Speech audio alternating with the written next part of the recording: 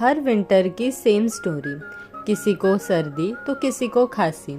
इस सीजन में heavy soup skip करो, try something light and soothing. घी गरम किया, गार्लिक और ग्रीन चिलीज डाला, फिर कोरिएंडर और क्रश्ड ब्लैक पेपर। घर जैसा कंफर्ट। थोड़ा पानी, नमक और स्लो बॉईल जब तक फ्लेवर्स अच्छे से ना निकल आए।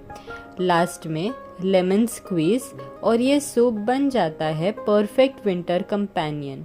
Lemon coriander soup viral cold and cough season के लिए ideal. From the savoury spoon, follow for more such recipes.